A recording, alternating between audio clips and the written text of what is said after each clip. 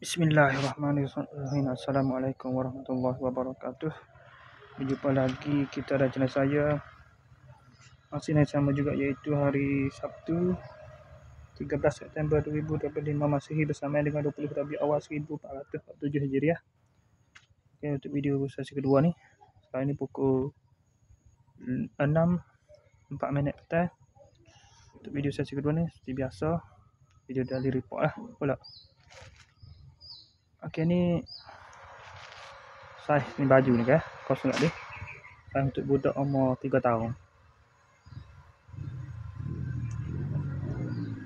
Abang dah balik. Lepas pada buat video tu, video penutup ada tadi, saya terus balik ke rumah. Tidur tu lewat jugalah. Ada tu. Mana dia? Tidur dah ada pukul 3.40 pagi. Bangun pukul dah 50 pagi. Bangun mandi sembahyang subuh, kemudian makan sarapan. Lepas tu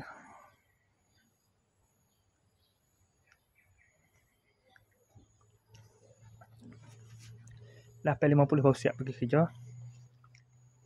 Tak boleh dah pergi kerja, pakai terus pergi ke direct ke rumah tu lah. Mau nak beli gitu tu lah.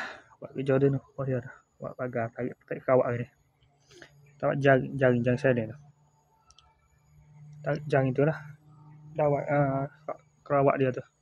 Kawat selen tu bagi.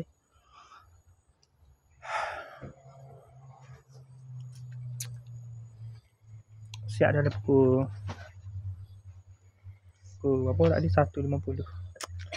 Kalau nak hujan kena tu balik lah. Kita mana sampai sini mesej dari dia. Kalau siapa budak hantar, so saya di sini. Dia pun terus hantar ke sini lah. Masuk bagi adik saya lah. 17 ya saya bayar. Adik saya bayar saya dulu lah. Oh, saya 31 semua. 31 nepeseng. Ni 18. Ini 18 ya lebih. Oh, ni dah 12 ya. 7%.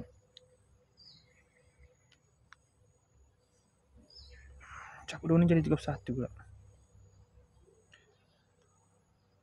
31 ya, 7%. Campur ni. 6%. 31 ya 6% lah campur dua ni. Ini 16 ya 7%. Ini dah 18 ya lebih tu. Campur dua tu jadi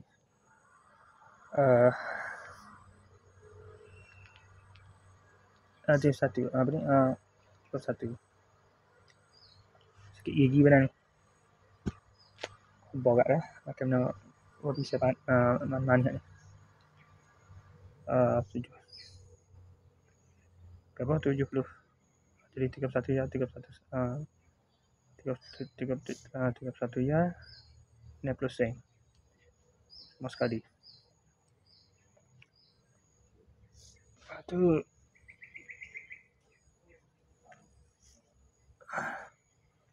saya mandi sembahyang zuhur pada pukul 2.50.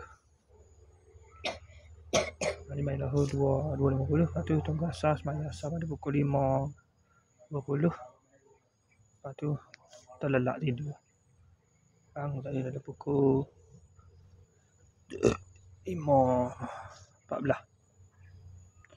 tu buat video review tadi pada pukul 5.15. Lepas tu pukul 2 ya.